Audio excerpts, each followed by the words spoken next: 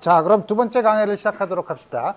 두 번째 강의는 1장 지난번에 했던 단위, 여러 물리량의 단위에 대해서 얘기한 거를 마저 마무리를 하고 그 다음에 다음 장으로 넘어가도록 합시다. 그래서 지난 시간에 단위를 했었고, 그럼 우리 그 책에는 안 나와 있지만 여러분들이 앞으로 문제를 풀 때 다음과 같은 요령을 좀 알아두면 도움이 되는 몇 가지를 이제 알아봅시다. 그 중에 하나가 보려면 이제 차원, 디멘션이라고 하죠. 디멘션은 사실 우리 크게 두 가지 의미가 있는데, 물리학에서 보면 두 가지 의미가 있는데, 첫 번째는 수학에서 얘기하는 우리가 1차원, 2차원, 3차원 이렇게 되면 우리가 뭐죠? 어느 한 점의 위치를 표현할 때 우리가 좌표가 몇 개 필요하냐 하는 그 필요한 개수를 우리가 차원이라고 얘기하죠. 1차원에서는 예를 들면 x좌표 하나, 2차원에서는 어느 한 점의 xy 좌표 이렇게 두 개.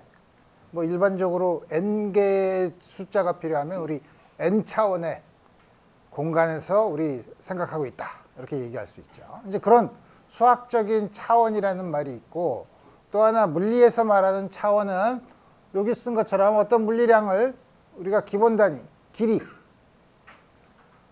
질량, 시간 각각을 이렇게 길이는 L, 질량은 M, 시간 T의 차수로 표현할 때 어떤 물리량의 차원이 얼마냐? 그럴 때는 요 LMT의 차수로 얼마가 되느냐 하는 걸 우리가 차원이라고 얘기를 해요. 그래서 예를 들면 이거 표시하는 방법은 우리가 보통 우리가 속도를 V라고 쓰는데 그냥 V라고 쓰면 속도를 나타내지만 여기 이렇게 꺽쇠라 그러죠. 영어로는 브래킷이라고 하는데 이 꺽쇠로 이렇게 나타나면 요거는 V의 차원을 나타낸다는 의미예요.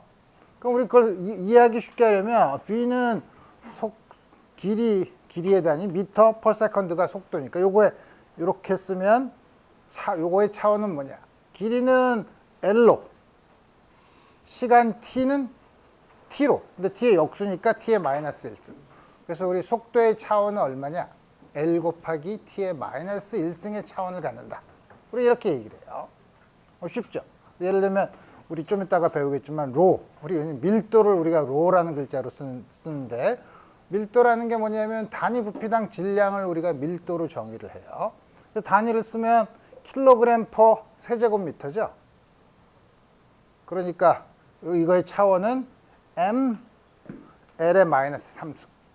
그 밀도의 차원은 m 곱하기 l의 마이너스 3승이다 라고 얘기하면 되죠. 마찬가지로 여러분들이 나중에 좀 배우겠지만 파워, 일률, 흔히 W라고 쓰는데 킬로그램 미터 제곱 퍼 S 3승이면 ml 제곱 t 마이너스 3승이라고 쓴다 이거예요. 뭐 어떤 물리량이든 우리가 그거의 차원이 얼마냐라고 물어보면 차원을 얘기할 수 있죠. 그럼 그냥 숫자는 사과가 3개 있다. 이 3의 차원은 얼마냐? 차원이 없죠. 그냥 숫자죠. 그리고 차원이 0인 양이라고 얘기하면 되는 거예요. 오케이. 자, 그래서 그럼 이 차원을 왜 얘기하냐? 여러분들이 문제를 많이 풀다 보면 문자가 너무 여러 개가 많이 나와. 많이 나오면 내가 제대로 답을 구했는지 헷갈릴 수가 있죠. 그럴 때 이제 제일 먼저 여러분들이 답이 맞는가를 보면 우리 쉽게 얘기하면 단위가 맞는가를 먼저 보는 게 제일 중요하죠. 그래서 우리 단위를 보는데, 근데 그렇지 않고 어떤 문제를 풀 때 복잡한 그 문제를 풀 수는 없지만 그 문제가 주어진 문제에서 주어진 양에 어떻게 의존하는가, 이거를 쉽게 알아볼 수 있는 방법이 있는데 그걸 우리가 차원 분석이라고 해요. 영어로는 dimensional analysis라고 하는데 그걸 우리가 그냥 차원 분석이죠.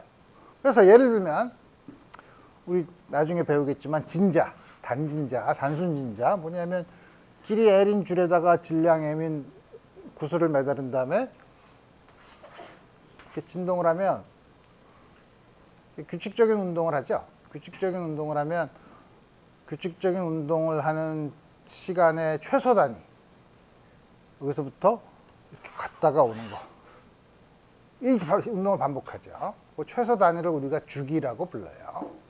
그 최소 단위 어떻게 주어지냐?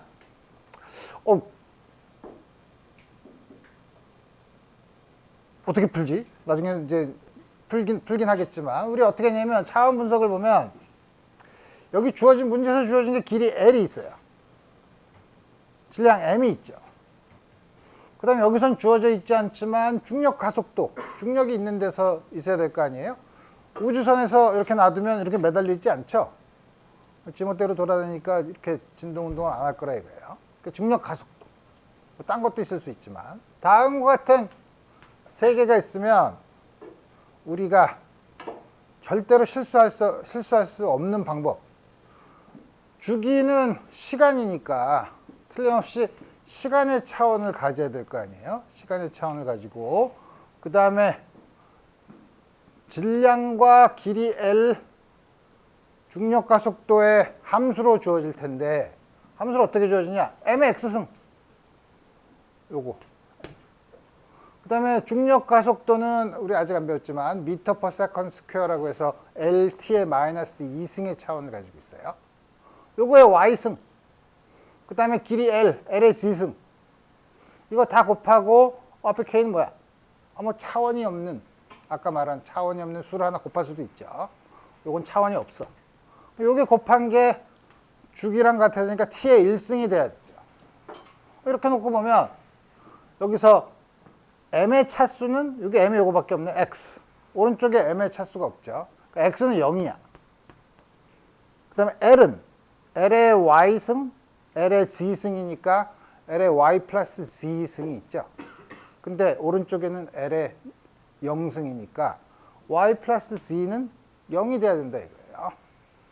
나머지 t는 t의 마이너스 2y승이 t의 1승이 돼야 되니까 y는 마이너스 2분의 1이죠. y는 마이너스 2분의 1, 따라서 g는 2분의 1.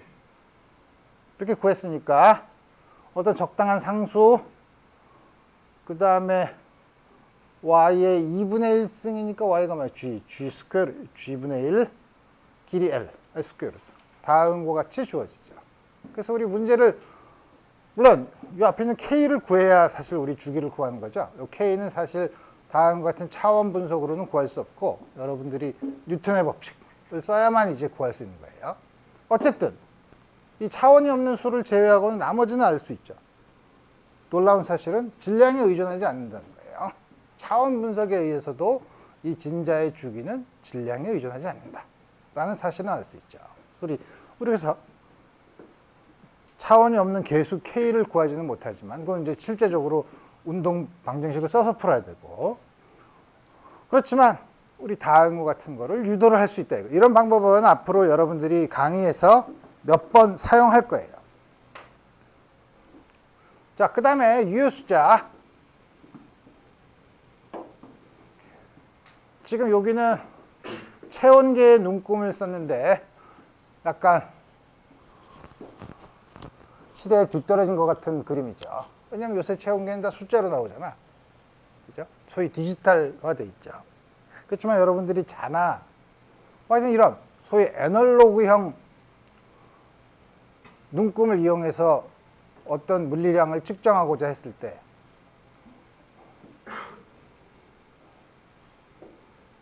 밑에 있는 거 보면 36과 37, 제일 작은 눈금이 1이죠. 요즘 작아서 안 보이나? 하여튼 36과 37, 체온계. 36과 37이면 요거는 36보단 크지만 37보단 작은데, 근데 37쪽에 가까이 있는데 이게 얼만가? 헷갈리죠. 처음 봐서 그렇죠. 처음 보면 36.7인 것 같기도 하고 36.9 같기도 하고 36.8 같기도 하죠. 36.8? 어떻게 알지? 어떻게 하냐면 연습을 많이 해보면, 많이 익숙해지면 우리 사람들의 눈으로 가장 작은 눈금의 10분의 1까지는 읽을 수 있다고 해요. 그래서 이럴 경우에는 우리가 읽을 수 있는 건 36.8이야. 우리가 측정할 때는 항상 다음과 같이 써요. 그 말은 무슨 말이냐면 36.8 마지막 숫자는 별로 그렇게 믿을 수 없는 것 같죠. 다시 말하면 36.84부터 36.76부터 그 사이에 있는 수인 것 같죠. 그렇지만 여기까지는 대략 믿을 수 있는 숫자인 것 같아. 근데 위에 있는 거는 제일 작은 눈금, 이게 36.5, 37, 하나, 둘, 셋, 넷, 다섯. 제일 작은 눈금이 0.1이죠. 그러면 우리가 읽을 때는 제일 작은 눈금의 10분의 1까지. 그러니까 소수점 둘째 자리까지 읽을 수 있다는 거죠. 예를 들어서 36.85다. 다음과 같이 우리 읽는 거예요. 그러면 여러분들이 디지털 기계로 나왔을 때는 그 마지막 숫자가 요게요. 마지막 숫자라고 생각을 하면 돼요. 그래서 보면 우리 측정을 할 때는 그렇게 하는데, 측정을 해서 36.8이라는 걸 얻었다. 그럼 우리 사실 그 밑에 있는 36.8 밑에 있는 숫자는 우리가 잘 모르죠. 그 다음부터는 믿을 수가 없어요. 그러니까 다음과 같은 것에서 중요한 숫자는 앞에 3개예요. 36.8 3개예요. 그렇죠? 그런 우리가 측정해서 의미가 있는 숫자를 우리가 유효 숫자, significant number라고 불러요. significant number는 측정을 얼만큼 촘촘한 눈금을 가진 측정 기계로 측정하느냐에 따라서 유효 숫자는 다를 수가 있죠. 그래서 여기서는 3개, 여기서는 4개. 다음 것이 주어져 있죠. 그래서 여러분들이 앞으로 더할 때 3.56이다. 그럼 이게 우리 조금 아까 여기서 보면 이거는 눈금이 0.1까지 있는 기계로 잰 거고, 요거는 눈금이 하나 있는 것까지 제일 작은 눈금이 1인 걸로 측정한 거라는 걸 알죠. 두 개를 더하면 우리 이거 수학적으로 보면 틀린 답이야. 이런 거 이제 초등학생들한테 보면 아니 대학교에서 이런 틀린 답을 얘기할 수가 있나? 근데 대학교 오면 이게 맞다고 얘기해요. 정확한 숫자가 아니야. 물리에서는 여기서 이 숫자를 믿을 수 없죠. 왜냐하면 여기서는 요 밑에 있는 숫자를 믿을 수가 없으니까 두 개를 더하면은 믿을 수 없는 숫자에다가 믿을 수 있는 숫자를 더하면 믿을 수 없는 숫자가 되죠. 그래서 이렇게 유효 숫자가 다른, 특히 덧셈일 경우에는 소수점 밑에 있는 유효 숫자의 개수 중에서 작은 거에 맞춰서 할 수밖에 없어요. 그러니까 더하면 그럼 어떻게 하나? 이건 그럼 반올림을 해요. 3.6 다음과 같이 먼저 반올림을 하고 더하냐, 나온 결과를 반올림을 하냐 똑같아요. 약간 다를 수도 있어요. 그렇지만 우리 다음과 같이 한다. 곱할 때는 이제 나중에 조교가 저 연습 시간에 더 설명을 하겠지만, 곱할 때는 유효 숫자 2개, 유효 숫자 3개 곱하면 작은 유효 숫자 개수만큼 다음과 같이 돈다 이거예요. 근데 그러면 이제 조심해야 되는 건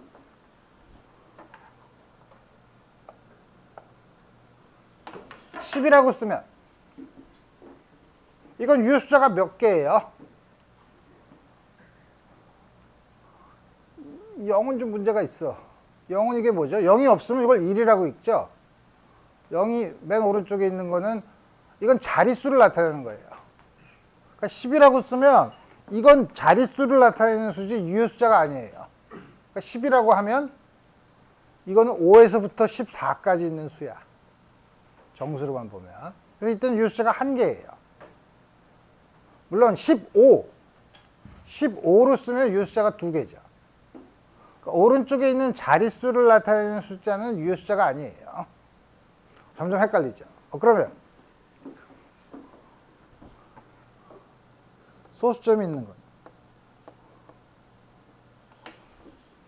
이거는 이 숫자가 4개인가? 역시 똑같은 이거랑 같은 논리를 보면 앞에 이거는 자릿수를 나타내는 거, 이것도 자릿수를 나타내는 거죠. 그 2개예요. 이 숫자가 2개예요.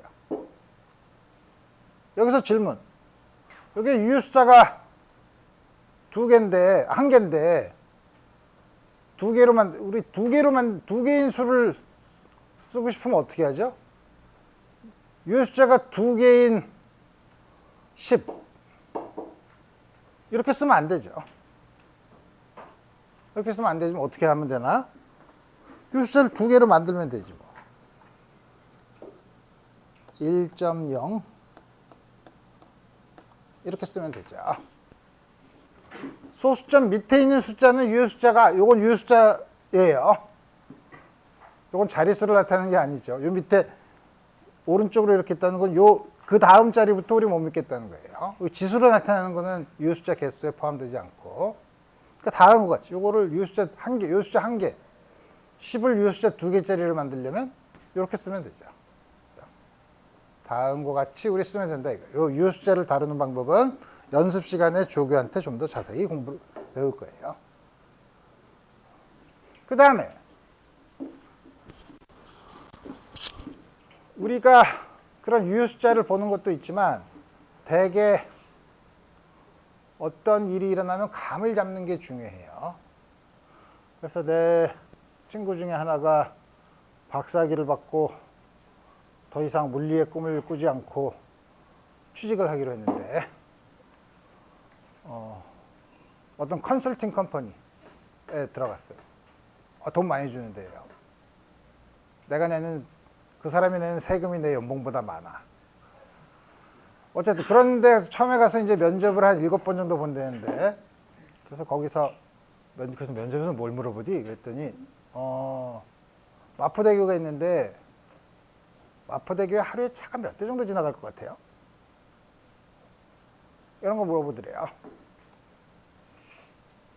그래서 이 페르미라는 사람이 사실 유명한 물리학자인데 이 사람이 옛날에 맨하탄 프로젝트라고 해서 핵폭탄을 처음 만들 때 참여했던 과학자인데 이 사람은 이런 그 대략 크기에 대한 감을 잡는 계산을 아주 잘했어요. 그래서 사실 처음에 실험을 할 때 얼만큼 떨어져서 그 실험을 관측을 해야 폭탄이 폭발할 때 그 방사능에 대한 위험이 인체에 없을까? 사람들이 전혀 모르죠. 페르미가 대략 계산을 해서 그 거리를 계산했다는 거죠. 되게 이제 그런 걸 이제 계산할 때 이렇게 편지 봉투 있으면 편지 봉투 이렇게 펴가지고서 뒤에다 끄적끄적거려서 한다고 해서 우리가 영어로는 back of the envelope calculation이라고 해요. 봉투 뒤에다 쓰는 거. 그래서 조금 아까 말한 마포대교에 하루에 차가 얼마나 지나가냐. 뭐 그런 것처럼 그거 비슷한 것처럼 우리 이런 그러니까 내가 신발을 신고 이렇게 가다 보면 운동화가 신발이 닳잖아요. 오랫동안 하면 신발이 닳아. 그럼 신발이 닳으면은 신발에서 분자가 떨어져 나간다는 건데 한 걸음 걸을 때마다 신발에서 분자가 몇 개씩 떨어져 나갈까? 뭐 이런 생각도 할 수 있죠. 어떻게 하나 이거? 되게 신발에 있는 밑창이 고무니까 유기 분자고 되게 한 1년에 한 5g 정도 떨어져 나간다고 쳐봅시다. 1년에 한 5g 정도 떨어져 나가면 유기물이면은 분자가 대략 뭐 수천이니까 5천이라고 해. 분자량이 5천이야. 분자량이 5천이란 건 뭐죠? 아보가드로 수 개수만큼 있으면 5,000g이라는 거죠. 그러면 5g이 떨어지면 5g이면은 이렇게 분자량이 만약에 5,000이라고 하면 1000분의 1 몰이야. 근데 이거는 1몰이 6 곱하기 10의 23승이죠. 그러니까 대략 5g이면 6 곱하기 10의 20승계 정도 돼요. 하루에 여러분들이 몇 걸음 정도 걷나? 뭐 한 5,000걸음 걷는다고 칩시다. 1년이 대략 400일이야. 그죠? 5,000에다가 400을 곱하면 5,000에다 4를 곱하면 2만. 20만, 200만. 뭐 1년에 200만 걸음 정도 걷는 2 곱하기 10의 6승이죠. 요거를 2 곱하기 10의 6승으로 나누면 대략 한 번 걸을 때마다 10의 14승계의 분자가 떨어지죠. 이런 그때는 유효 숫자가 내가 365일도 대략 400일로 계산하죠.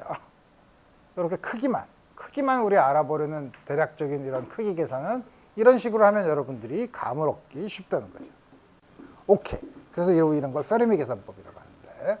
그래서 우리 1차원 얘기는 단위는 다 얘기 끝났고, 우리 이제부터는 실제로 물체의 운동에 대해서 생각해 봅시다. 그래서 물리에서는 지난 시간에도 얘기한 것처럼 우리가 복잡한 것도 단순하게 만들어서 그 다음에 단순한 걸 푼 다음에 복잡한 걸로 간다고 했는데, 그래서 우리는 처음엔 단순한 것부터 시작해요. 단순한 게 뭐냐면 아까 차원 얘기했습니다. 차원이 1차원, 2차원, 3차원. 복잡하죠? 그러니까 우선 1차원부터 생각해요.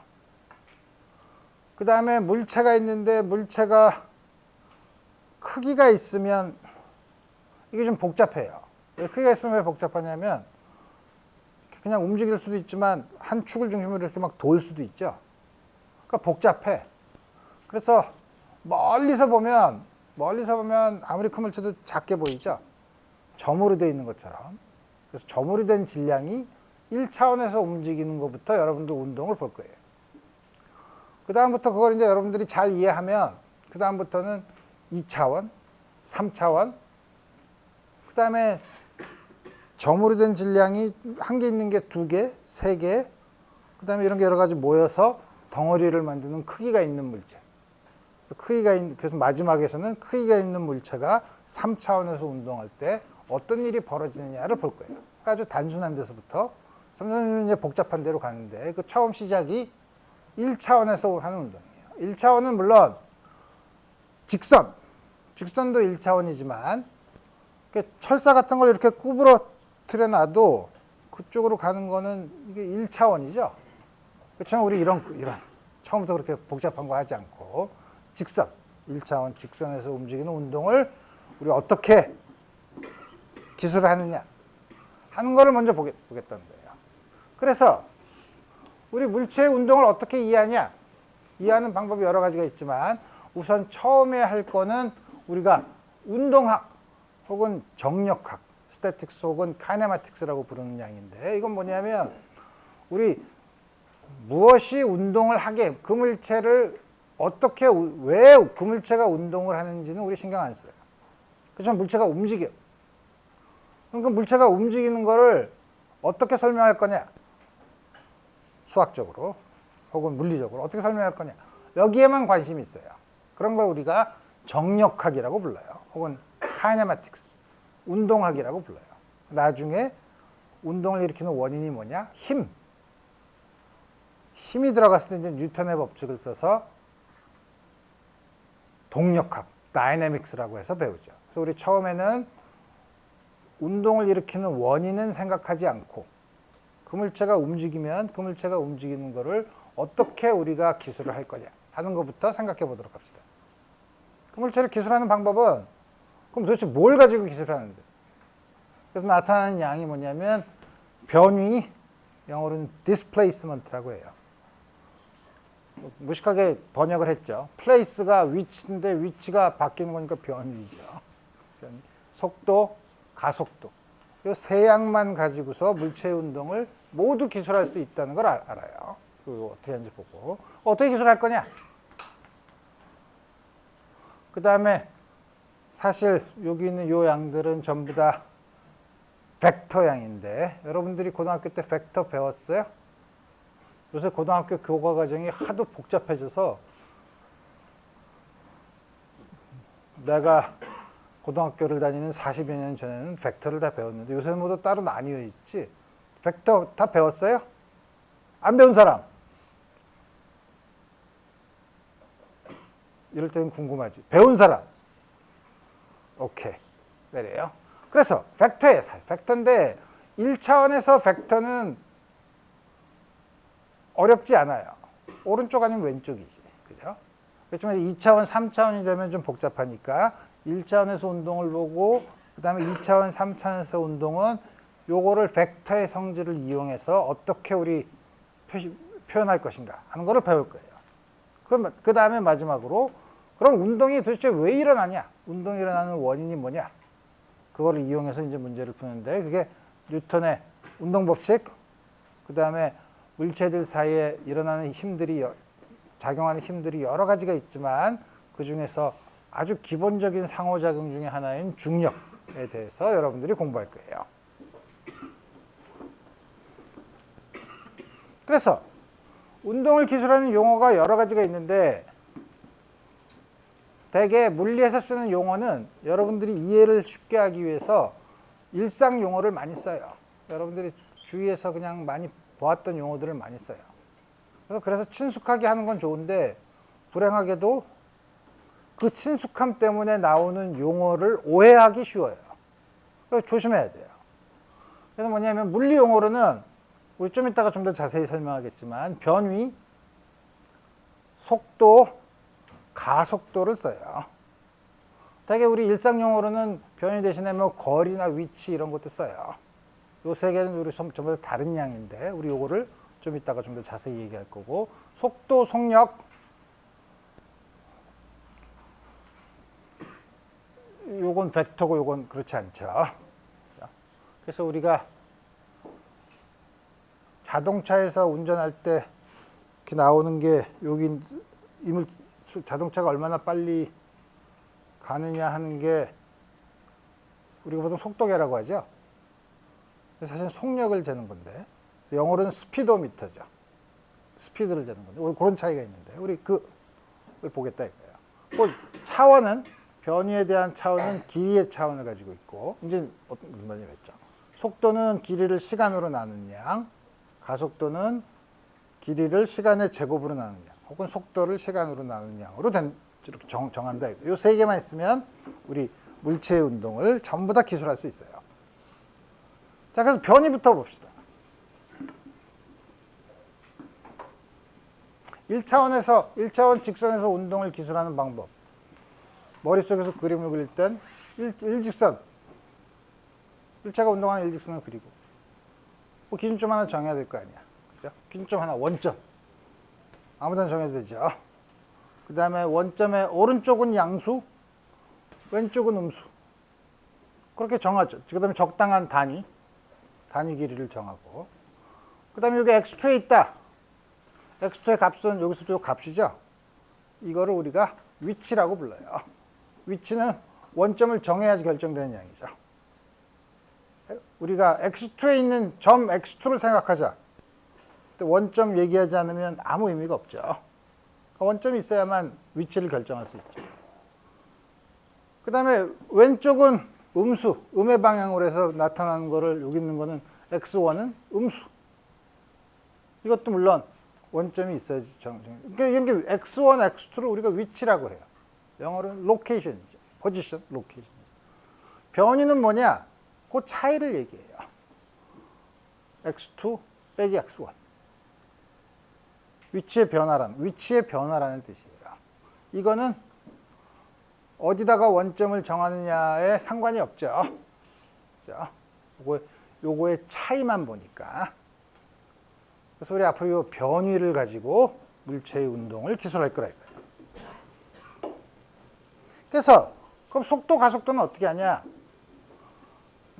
여기서 본 것처럼 A라는 곳에서 물론 어디 원점이 있다고 치고 처음 아까는 위치만 얘기했죠. XA, XB인데 이제 시간을 넣어서 A라는 곳에 시간 TA인 곳에 T가 TA일 때 XA라는 곳에 있고 물체가 운동을 해서 시간 TB인 곳에 X2에 있었다 하면 이 물체의 운동을 어떻게 기술할 거냐? 여기서부터 여기까지 갈 수 있는 방법은 무한히 많죠.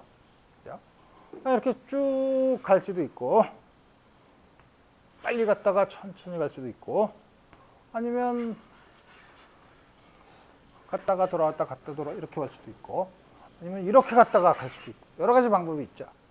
그래서 우리가 변위, 아까 말한 변위 XB 빼기 XA를 가지고 얘기하면 두 시간 사이에 이 변위로서 알 수 있는 물리 정보가 있지만 그 안에 어떻게 움직였냐라는 정보는 알기가 어렵다 이거예요. 그 정보를 알려면 좀 더 많은 정보가 필요해요. 단위 시간당 얼마나 움직였냐. 그래서 그러면 그것도 잘 모르니까 우린 뭐냐면 처음에 어떻게 했냐면 그러면 xb-xa라는 거를 전체 걸린 시간으로 다시 말하면 평균적으로 얼만큼 움직였냐, 이거 우리 볼 수 있죠. 그래서 우리 다음과 같은 거를 뭐냐면 우리 평균 속도라고 불러요. 평균이 average니까 VAVG라고 씁시다. 그 다음에 요게 다음과 같이 되는데, 물론 평균 속도는 여기서부터 이렇게 가는데 일정한 속도로 움직였다면 평균 속도랑 같지만, 평균 속도라고 해서 이렇게 가면 평균 속도가 각 지점에서 각 위치에서의 속도랑 같기도 어렵죠. 그러니까 좀 더 보려면 가속도는 어떻게 되냐, 혹은 이렇게 평균이 아니라 요 한 점 혹은 한 점과 아주 이웃한 점 사이에서의 그 작은 점 위치 사이에서의 평균 속도는 어떻게 되냐, 우리 이런 걸 물어볼 수 있죠. 그래서 갑자기 그림이 나왔네. 이제 여러분들이 운동을 볼 때는 그림을 그려서 하는 게 편하다고 했는데, 그림을 그리면 그림을 이해하는 게 중요한데, 그림을 앞으로 이제 처음에 보면 낯설긴 하지만 자꾸 보면 이제 이제 그림을 보면 이 물체가 어떻게 움직이는구나라는 걸 이제 감을 잡을 수 있어요. 연습을 많이 해야 돼요. 하는 방법 중에 가장 첫 번째는 그림이 있으면 x축이 뭔지 봐야죠. x축은 시간이에요. y축은 위치야, x죠. 그래서 여기서 지금 요 하늘색으로 x를 시간에 대한 함수로 그린 거죠. 시간에 대한 함수를 이렇게 하늘색으로 이렇게 그렸다 이거예요. 그래서 여기가 x1 요 점이 x2라고 해봅시다. 이때 시간을 t1, 이때 시간을 t2, 아까 처음에 그린 그림이죠. AB였지만 t1, t2라고 하면, 조금 말하면 평균 속도는 전체 변이를 까지 걸린 시간으로 나눈 거, 다음과 같이 주어지죠. 근데 지금은 이렇게 가서 그렇지만 뭐 갔다가 다시 뒤로 돌아왔다 갔다 올 수도 있죠. 이건 속도고, 평균 속력은 전체 간 거리를 시간으로 나눠요. 이건 다르죠. 왜냐하면 이 양은 양수도 될 수 있고 음수도 될 수 있죠. 이 양은 항상 양수예요. 간 거리는. 그 차이가 있죠. 이 첫 번째 거는 방향까지 생각하지만 두 번째 건 방향은 신경 쓰지 않고 움직인 거리만 생각한다 이거예요. 그래서 지금 보면 이 그림으로 보면 쉬워. 이게 델타 t죠.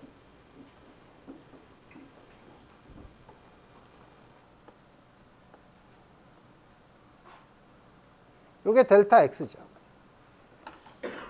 그래서 여기서 보면 평균 속도를 이 그림으로 보면 기하학적인 의미는 첫 점과 마지막 점 사이의 기울기예요. 그죠? 근데 우리 이것만 가지고서는 이 중간에서 이렇게 실제로 요 일정한 속도로 움직인 게 아니라 약간 변하면서 움직이니까, 그럼 여기서 속도는 평균 속도보다 작고 여기서는 좀 더 크고 그럴 거 아니에요. 그 차이를 어떻게 보냐, 요 점에서의 속도는 어떻게 되냐, 델타 t를 점점 줄여, 아주 줄여서 0으로 가는 극한을 취한다 이거예요. 0으로 가는, 그걸 우리가 순간 속도라고 하는데, 그래서 뭐냐면 t에서 델타 t만큼 약간 떨어진 부분 에서의 위치에서 t인 곳의 위치를 뺀 다음에 델타 t로 나누면, 그 다음에 델타 t를 0으로 보내는 극한, 여러분들이 미분을 처음 배웠을 때 나타나는 미분의 정의예요. 그죠? 이게 dx/dt. dx/dt. 다음 순간 속도는 다음과 같이 구하고, 가속도는 똑같은 방법으로 해요. 평균 가속도는 속도의 차이를 걸린 시간의 차이로 나눈 거. 순간 가속도는 역시 델타 t를 0으로 보내는 극한을 취한 거. 요거 정의가 역시 v를 시간에 대해서 미분한 양이죠.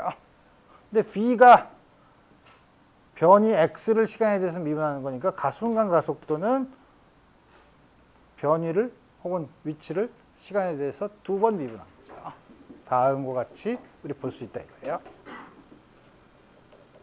그래서 여러분들이 이제 그림을 보면 이 물체가 어떻게 운동했는지를 이해할 수 있어야 돼. 먼저 x축을 봐야 돼. 시간이야. 이것도 시간이네. 이것도 시간이네. 다 시간이야. y축은 위치, 속도, 가속도죠. 알았어. 근데 이게 처음에 위치가 이렇게 변한다 이거예요. 아까 본 그래프의 일부죠. 그래서 여기서 보면 여기서는 기울기가 0이니까 속도가 0, 정지하고 있다가 여기서 속도가 늘어나서 속도가 변하니까 가속도를 받다가 일정한 속도로 움직이다가 다시 정지한 거죠. 이제 그림을 보면 이제 이걸 알 수 있어야 돼요. 그림을 보면 정지해 있다가 가속돼서 일정한 속도로 움직이다가 다시 감속이 돼서 정지했구나. 이런 거 이제 여러분들이 그래프를 많이 보면 그래프를 보고 운동이 어떻게 되는가를 짐작할 수 있어야 돼요. 속도는 이걸로 속도를 어떻게 구하지? 우리 했잖아. 이게 미분이라며. 이걸 미분하면 돼요. 미분하면 0, 여기서 갑자기 양수, 여기서는 일정한 양, 미분한 양이에요. 가속도는 이걸 또 미분하면 되죠. 미분하면 되는데 이런 점이 불연속점이 있는 것 같아서 이런 점들은 잘 정의가 안 되지만 그 근처를 빼고 딴 데서만 보면 이렇게 주어지죠. 그래서 이걸로 보면 그래프가 이렇게 되는구나. 속도가 0이었다가 일정하게 늘어났다가 일정한 속도를 계속 가다가 속도가 줄어들고 다시 속도가 0이 됐네. 가속도를 보면 가속이 전혀 안 되다가 이 구간에서 가속이 됐다가 일정한 가속도가 됐다가 가속도가 0이었다가 가속도가 음수였다가 다음과 같이 된다. 그래서 우리 보면 가속도가 일정하면 가속도가 여긴 변하죠. 가다가 이렇게 변하는데 가속도가 일정한 아주 간단한 운동은 가속도가 일정한 경우예요. 가속도가 일정한 경우면 처음부터 여기부터 보면 어려워요. 이게 똑같이 위치, 속도, 가속도예요. 가속도가 일정하다는 건 시간에 대해서 변하지 않는 상수라는 거죠. 시간에 대해서 변하지 않는 상수라는 거는 t축으로 보면 이렇게 일정한 값이에요. 이 값으로 일정하죠. 그 속도는 적분하면 되잖아. 그죠? 상수를 적분하면 1차 함수죠. 요거는 어떻게 결정할지는 좀 이따가 우리 알고 어쨌든 1차 함수일 거라 이거예요. 적분 상수가 있으니까. 요게 속도가 1차 함수면 위치는 2차 함수가 되죠. 다음과 같은 시간에 대해서 우리 다음과 같은 거를 우리가 짐작할 수 있다 이거예요. 그래서 우리 가속도가 마구 변하는 가장 일반적인 운동은 어려우니까 처음부터 그걸 하면 쉽지 않으니까 우리 제일 먼저 그렇다고 가속도가 0인 경우는 너무 간단하니까 가속도가 있긴 하지만 일정한 경우, 변하지 않는 경우. 우리 흔히 예를 드는 게 중력 가속도예요. 우리 지구 표면에서 지구가 잡아당기는 물체 생기는 가속도는 지구에서 그렇게 멀리 올라가지 않는 한 가속도가 거의 일정하죠. 가속도가 일정한 경우. 가속도가 일정한 경우, 그럼 우리 어떻게 하냐? 그런 일정한 가속도가 있는 경우, 우리 항상 처음 시작하는 경우. 처음 시작하는 시간을 t0라고 하는데 시간이야 t0라고 해도 되고 아니면 여기서 t0라고 했나? t를 0일 때, t가 0일 때라고 처음 시작하는 경우는 t가 0이라고 우리 정할 수 있죠. t가 0일 때의 위치 x0 t가 0일 때 속도 v0 이 두 개를 알아야 돼요. 두 개를 왜 알아야 되는지 하는 거는 나중에 얘기하고 두 개 알아야 돼요. 두 개를 알고 그 다음에 시간 t만큼 지났을 때의 속도를 v 그때 시간을 t 그때 위치를 x a는 가속도인데 이게 상수라 그랬죠. 다음과 같은 경우에 속도와 시간 사이의 관계 변이와 다음과 같은 관계. 공식이 이렇게 5개, 우리 많이 쓰는 공식이 이렇게 5개가 있어요. 5개를, 그럼 5개를 다 외워야 되나요? 몇 개는 외워야지. 그렇지만 외우기 전에 유도를 할 거예요. 유도를 하는데, 그럼 이렇게 복잡하게 왜 다 이렇게 쓰냐? 그냥 하나만 쓰지. 왜 그러냐면, 여기서 잘 보면, 여러 가지 양들이 막 섞여 있지만, 여기 그래서, 모르는 양. 요 식에서 나타나지 않는 양은 변이가 나타나 있지 않죠. 문제에서 변이를 안 주고 처음 속도랑 시간만 주어지면 속도를 풀 수 있죠. 요거는 속도가 없는 경우예요. 시간 t에서의 속도를 몰라도 풀 수 있는 다른 양들만 주면 그 사이의 관계를 맺을 수 있죠. 마찬가지로 이렇게. 요거는 시간 t가 없는 관계예요. 그러니까 여러분들이 문제가 주어져 있을 때 문제에서 어느 양이 없는가를 보면 그 없는 양을 쓰지 않고 사용할 수 있는 공식이 뭐냐? 우리 이거를 여러분들이 결정을 하면 되죠. 그 결정이 되게 지저분하게 많죠. 많은데 물리학에서의 가장 기본적인 접근 방법은 새로운 식이 나오면 반드시 유도를 한다. 그 다음에 그 유도가 아주 쓸모가 있으면 계속 쓴다. 계속 쓰면 여러분들이 외우죠. 그 다음에 유도를 했는데 유도 방법이 너무 복잡하면 한 번만 유도해주고 결과를 외우게 한다. 뭐 이런 여러 가지가 있죠. 그래서 우리 다음과 같은 첫 번째 나온 공식을 보도록 합시다. 첫 번째 나온 공식은 물론 이거를 중학생도 풀 수 있는 방법으로 여러분들에게 가르쳐주고, 그러니까 여러분들이 고등학교 때도 한 거예요. 그 다음에 뭐지? 미적분을 배웠으니까 미적분을 사용하는 방법, 2가지 방법으로 해봅시다.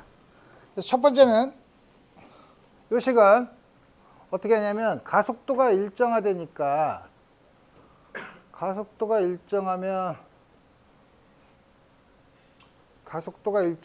평균 가속도랑 같을 거 아니에요? 그죠? 그러니까 다시 말하면 A의 가속도가 일정하니까 가속도의 평균이랑 가속도랑 순간 가속도랑 같을 거 아니야. 그죠?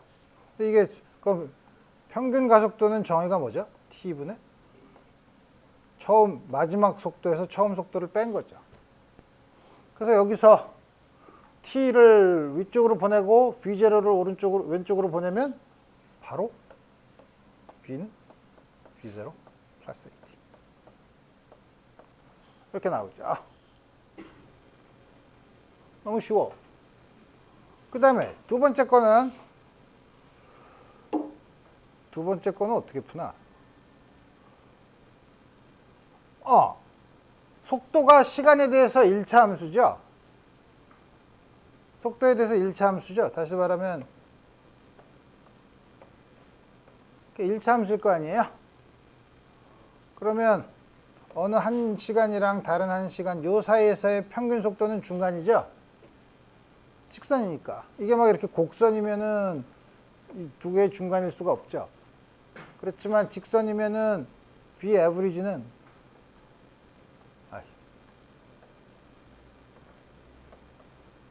처음 시간 t가 0인 경우랑 t인 경우랑 평균이죠, 뭐. 그죠? 근데 v average는 어떻게 해요? x-x0 t죠. 이게 평균 속도의 정의 아니에요? 이렇게 쓰면 x-x0는 t를 오른쪽으로 쓰면 2분의 t v 플러스 v0야. 근데 v는 위에서 구했죠?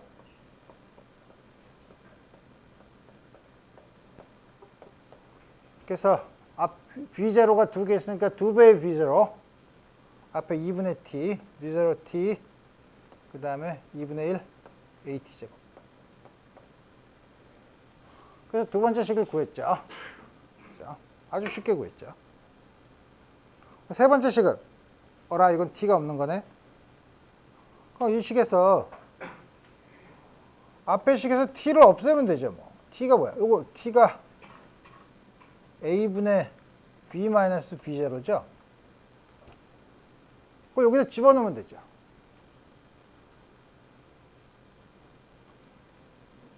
x 마이너스 x0는 v0t 플러스 2분의 1 at 제곱인데 v0 t 까먹었네. t가 뭐라 그랬지? a분의 v 마이너스 v0 2분의 a v 마이너스 v0의 제곱 a분의 1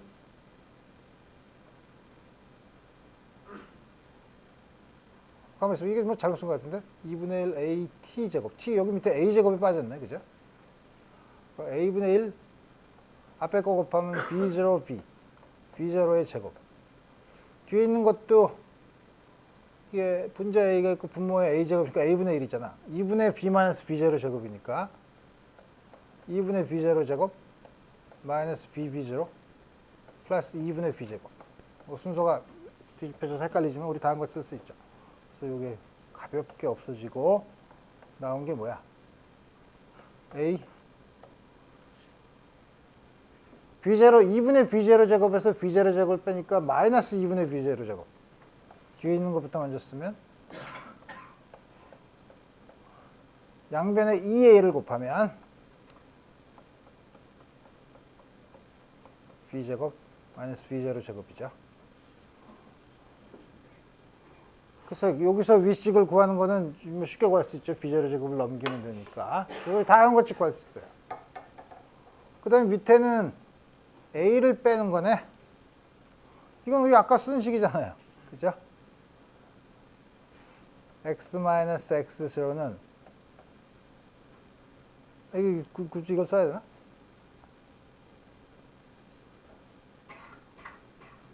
내가 아까 쓰지 않았나?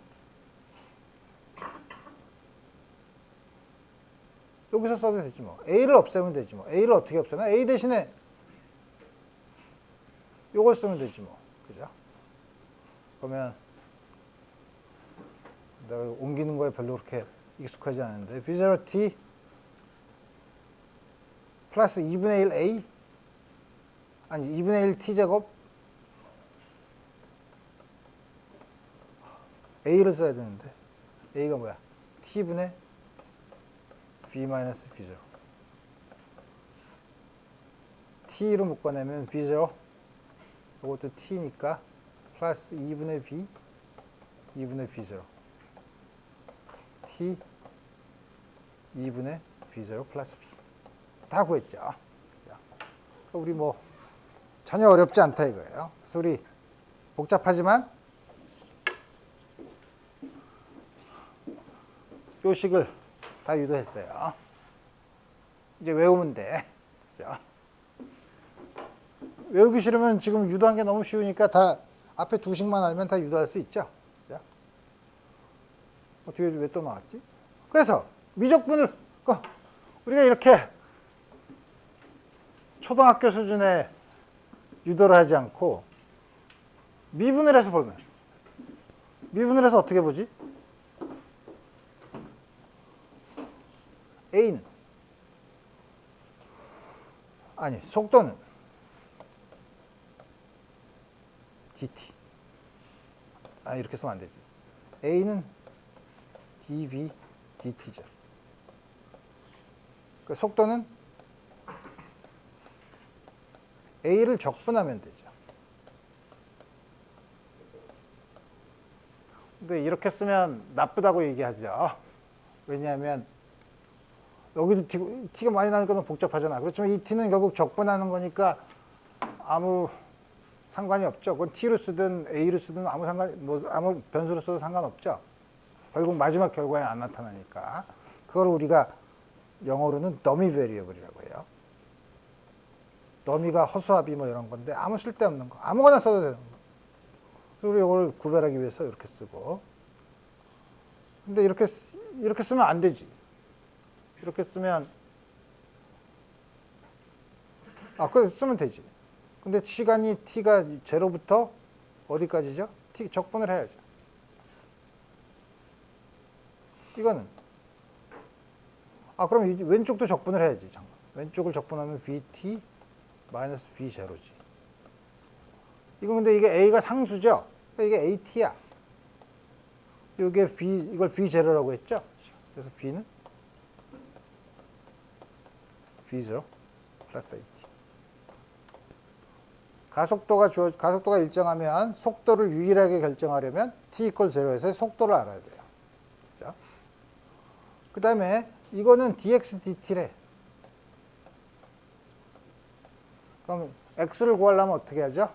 양변을 적분을 하면 되죠? 0부터 t까지. xt 마이너스 x0는 인테그랄 0부터 t까지 v0 at 프라임 dt 프라임 v0t 2분의 1 at죠. 이게 x0죠? 그러니까 x 마이너스 x0는 v0t 플러스 2분의 1 at죠. 가속도가 일정할 때 위치를 정확히 하려면, 유일하게 하려면 처음 속도 v0, 처음 위치 x0를 알아야만 유일하게 결정이 돼요. 다음 적분을 이용해서도 우리 아주 쉽게 구할 수 있어요. 이 두 식만 구하면 나머지 공식들은 우리 아까도 유도한 것처럼 이 두 식만 있으면 다 유도할 수 있었죠? 그리고 이걸 가지고 하겠다 이거예요. 자, 그 다음에 그래서 앞으로 여러분들이 운동을 그래프로 보면 쉽다고 해서 그래프를 많이 보여줘요. 근데 그래프를 보여주면 여러분들이 그래프를 잘 보지 않으면 오히려 더 헷갈릴 수가 있어요. 그래서 여러분들이 그래프를 보는 연습을 많이 해야 돼요. 여기서 보면 이 그래프는 x축이 시간축이고 y축이 가속도예요. 그래서 이렇게 해서 가속도가 이렇게 주어졌다 이거예요. 그러면 t0부터 t1까지 여기서부터 이렇게 요걸 적분하면 뭐가 되죠? 속도가 되죠? 속도의 변화죠? 근데 가속도를 A를 시간에서 적분했다는 게 뭐예요? 여러분들이 잘 아는 것처럼 이 그래프에서 그래프 밑에 있는 요 면적이에요. 여기서 요 면적이 속도의 변화에 해당되는 양이죠. 이렇게 적분하면 양수니까 이렇게 적분하면 속도가 늘어났고, 만약 여기서부터 이렇게 반대로 가면 속도가 줄어드는 경우죠. 그 다음에 요거는 그래프는 똑같지만 이제 y축이 다르죠. 이게 속도죠. 이때도 그러면 요 t0부터 t1까지 면적이 뭐에 해당되느냐? 이때는 속도이기 때문에 하면은 변위, 둘 사이의 변위에 해당되는 거죠. 그래서 이렇게 그림을 보고서 여러분들이 운동을 어떻게 해석하느냐 하는 건 이제 그림을 여러 가지로 이제 연습을 하면 우리 볼 수 있다 이거예요. 자, 이제 할 얘기는 다 했으니까 우리 이제 문제를 풀어봅시다. 고등학교 때도 풀어본 문제예요. 공을 위로 던졌어. 1차원으로 만들려고. 일정한 가속도가 있어요. 중력 가속도 g, 아래로 g. 이쪽을 양의 방향으로 잡으면 마이너스 g의 가속도가 있어요. 다음 같은 경우에 던졌어. 던지면 어떻게 되죠? 올라가는데 가속도가 움직이는 거에 반대 방향이니까 속력이 느려지다가 섰다가 다시 내려오면서 빨라지다가 다시 여기 돌아오죠. 이 운동이에요. 던지면 올라갔다가 내려오는 경우예요. 질문은 물론 처음엔 중력 가속도 g, 처음 속도는 v0. 물론 v0는 이렇게 올라가는 거겠죠. 제일 처음에 문제가 뭐냐면 제일 첫 번째는 제일 높은 점까지 올라가는데 걸리는 시간, 제일 높은 점의 위치 5m 혹은 일반적으로 y0까지 갔을 때 도달할 때까지 걸리는 시간, 이런 거 물어보겠다 이거예요. 아주 전형적인 문제죠. 전형적인 문제인데 여러분들이 이제 좀 생각을 해야 되죠. 생각을 어떻게 해야 되나?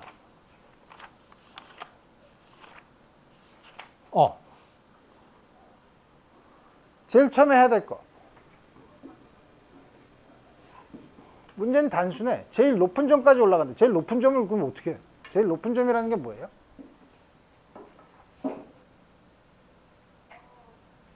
제일 높은 점. 올라갔다가 내려오니까 제일 높은 점에서는 순간적으로 정지해 있죠. 그죠?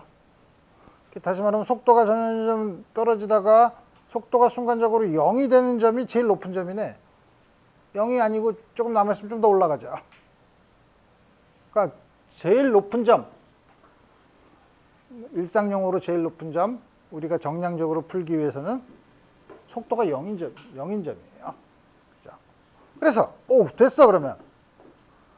속도니까 시간이니까 속도와 시간이면 V는 V0 플러스 AT야. 여러분들이 정한 축을 봐야 돼요. 이걸 Y축이야. 여기가 원점이에요.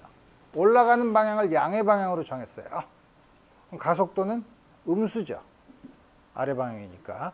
가속도의 크기를 G라고 하면 중력가속도가 G라고 하면 A는 마이너스 G로 써야죠. 그죠? 이거는 V0 마이너스 GT야.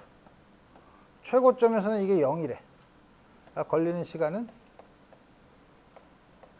쉽게 구할 수 있죠. 제일 높은 점의 위치니까 시간이 관계없는 식이 지난번에 어떻게 됐나?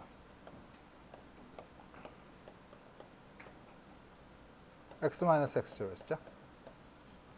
x-x제로 대신에 이제는 그럼 제일 높은 데 올라가는 거니까 x제로를 y제로로, 요걸 제일 높은 데를 y로, 요거를 우리가 제일 높은 데 올리는 위치를 h라고 하면 여기 h야. a는 마이너스 2배야. 마지막 속도가 제일 높은 점에서 0이죠.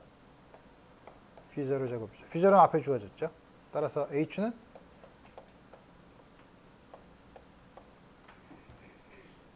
높이 5m? 5m라서 이걸 그럼 y0라고 해. 좀 5m를 계속 갖고 다니면 별로 안 좋다 그랬죠. 시간이니까. 시간에 해당되는 건 뭐지? y 마이너스 y0인데 y0를 0으로 놨으니까 y는 어떻게 되는 거야? v0t 플러스 2분의 1 at 제곱. a가 마이너스 g니까 마이너스 2분의 1 at 제곱. 이게 h라는 거죠.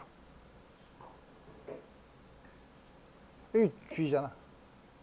그러면 오른쪽으로 넘기면 2분의 1 gt 제곱 마이너스 v0t 플러스 h가 0이야. 어라, t의 2차 방정식이네. 2차 방식을 어떻게, 풀 수 있잖아. 내가 왜 여러분들을 과소평가만 해. t는 2a분의 2a가 얼마야? g분의 마이너스 b제곱 얼마야? v0 제곱 마이너스 2배 gh. 그러니까 v0 제곱 다음과 같이 쓰면 되죠. 이제 고민을 해야 되죠. 여러분들이 답이 나오면 수학에서는 두 개가 다 답이지만 물리에서는 두 개가 다 답일 수도 있고 아닐 수도 있어요. 그래서 이제 특히 2차 방정식에 이걸 풀면 여러분들이 먼저 봐야 돼. 저게 h가 아니지. 내가 잘못했어. h는 최고점이죠. 최고점이 아니라 y0. y0지. y0.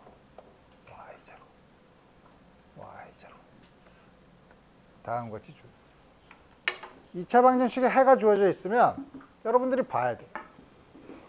스퀘어 루트가 있죠.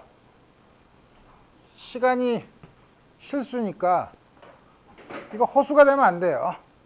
그러니까 이렇게 나오면 반드시 이 안에 게 0 이상인가를 확인을 해야 돼요. 근데 v0 제곱이 2gh였죠. 근데 h는 가 제일 높은 데고 y0는 중간일 거니까 요거는 항상 y0가 h보다 클 수 없으니까 0 이상이죠. y0가 h보다 작으면 항상 0보다 크죠. 그 다음에 이 양은 v0 제곱에서 2gh0를 y0를 뺐으니까 v0보다 작죠. 그러니까 더하든 빼든 이 양은 전부 다 양수예요. 그죠? t가 음수가 나오면 해석하기 곤란하죠. 어라? 근데 답이 두 개네. 하나는 작은 거, 큰 거네. 그러고 나서 보면 어떻게 되나?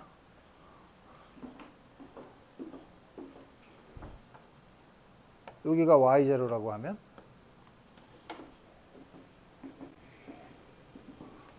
올라갈 때 한 번, 내려올 때 한 번이죠. 그러니까 답이 두 개가 다 있어야 돼요.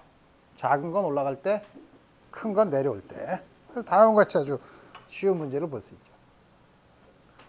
자, 그래서 이제 이런 건 여러분들이 고등학교 때 너무 많이 했으니까 재미없잖아. 그래서 내가 문제를 하나 만들었어. 여러분들이 이 일반 물리 숙제를 풀려고 창가에서, 창 앞에서 이렇게 문제를 막 풀고 있는데, 이 창의 높이가 h예요. 그리고 가만히 열심히 공부하고 있는데 갑자기 밑에서 고양이가 쑥 올라왔다 떨어져. 깜짝 놀라죠. 고양이가 여기서부터 여기까지 갔을 때까지 걸리는 시간이 t0야. 확 올라갔다 내려오면 여러분들이 제일 먼저 생각나는 게 뭐죠? 얘가 다치면 안 되는데 도대체 얼마나 올라간 거야? 이렇게 봐야 될 거 아니에요? 근데 보기엔 늦었어. 벌써 떨어졌어. 그래서 이제 그렇다면 여기서 높이 h인 창문을 여기서 지나가는데 t0만큼 시간이 걸렸다고 하면 요 창문 위에서 어디까지 더 올라갔을까? 하는 문제. 굉장히 비틀었죠, 문제를. 자, 다음 같은 문제를 한번 그럼 풀어봅시다. 어떻게 풀지?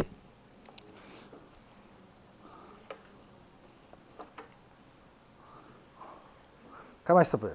여기서 주어진 게 t0랑 h가 있으니까 먼저 그걸 보면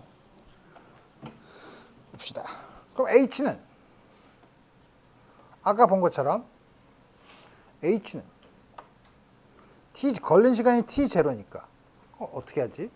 그럼 처음에 올라온 속도를 창에서 딱 나타났을 때, 고양이가 올라왔을 때의 속도를 v0라고 하면, 그러면 v0 걸린 시간이 t0니까 t0 빼기 2분의 1 gt0 제곱.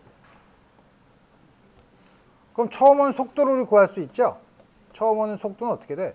h를 넘기면은 h 플러스 2분의 1 gt0 제곱을 t0로 나누는 거죠. 그래서 주어져 있는 창문을 지나는 시간, 창문의 높이를 알면 처음에 창문 밑에서 올라오는 고양이의 속도를 계산할 수 있는 거예요. 그걸 계산을 하면 어디까지 올라갔냐? 이제 처음 속도는 v0야. 제일 높이 올라갔을 때 이거를 l이라고 하면 여기서부터 h 플러스 l만큼 올라갔을 거 아니에요? 근데 맨 위에서는 제일 높이 올라갔으니까 이때 순간 속도는 0이죠. 그죠? 그러니까 v제곱, v0 제곱은 마이너스 2배, a가 마이너스 g니까 마이너스 g, 높이가 얼마죠? l 플러스 h지 뭐. 근데 마지막 속도가 0이니까 이게 0이면 그 v0 제곱은 2배 g, l 플러스 h. l은 어떻게 구하나? 2g분의 v0의 제곱 빼기 h죠. 어떡하나? v0 앞에서 구했죠. 여기 있잖아. 집어넣으면 2g t0의 제곱분의 1 gt 이게 빼기 h야. 이거 제곱인데? 더럽네. 더럽지만 보면 첫 번째 거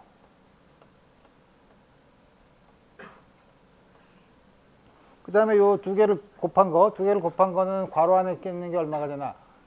GHT0 제곱이죠. 그런가? GHT0 제곱인데 앞에 EGT0 제곱이 있으니까 플러스 2분의 H. 마이너스 H니까 마이너스 2분의 H. 플러스 어떻게 되는 거야? 그 다음에 이게 8분의 GT0의 제곱. 다음과 같이 계산할 수 있죠. 어디 틀렸나?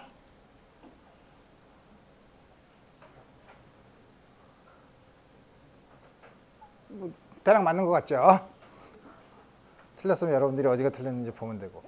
내가 만든 문제야. 그 다음에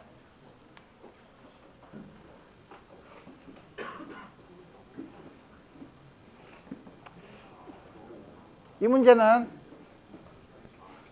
빨간색 자동차가 움직이는데 초록색 자동차는 일정한 가속도를 가지고 움직이는 차예요. 이거는 등속 운동을 해요.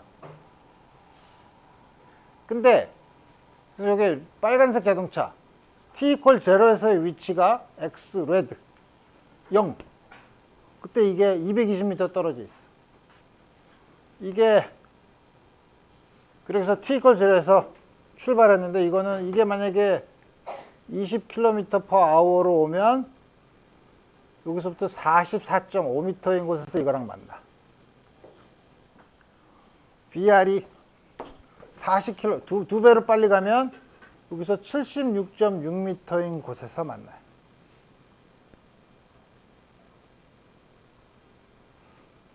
처음에 움직이는 초록색 자동차의 t가 0일 때, 처음 출발할 때의 속도는 일정한 가속도라는데 일정한 가속도의 크기는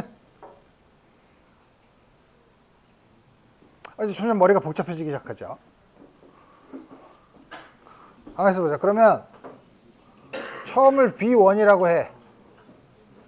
V1, V2. V1일 때 어떻게 된 거야? 이게 전체를 D라고 해. 이걸 D라고 해.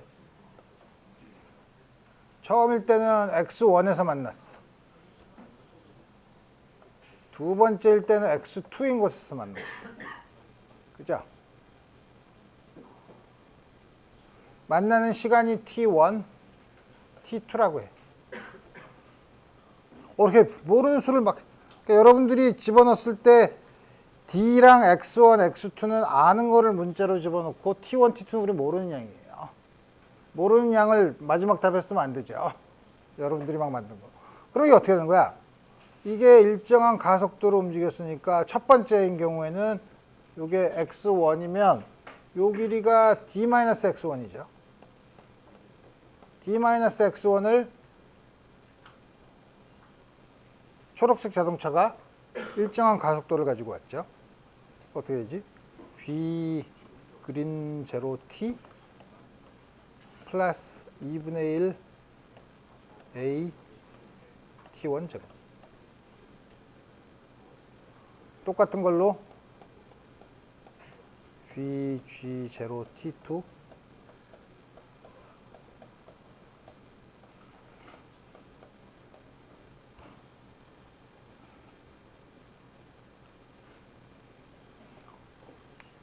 별로 도움이 안 되는데 우리가 구하고 싶은 건 B0랑 이거랑 AG인데 T1, T2도 있고 이건 우리 아는 양이고 T1, T2가 있네. 쓰지 못할 식을 이거 왜 썼나? 그렇지만 이제 더 식을 구해야죠. 근데 또 하나는 뭐냐면 빨간 차는 등속 운동을 한대요. 등속으로 운동을 하니까 빨간 차가 움직이는 속도를 VR이라고 하면 VR이 아니지. V1, V2잖아. 그러니까 T1은 X1을 V1으로 나눈 거야. T2는 X2를 V2로 나눈 거야. 다 집어넣으면 되죠? T1과 T2 다 알죠? 그럼 어떻게 되나? 식 2개, 미지수 2개, 2원 1차, 연립방정식. 다음 같이 해서 풀면 되죠. 자, 그래서 요거 시간이 거의 다 됐으니까 요 문제만, 이 문제보다 더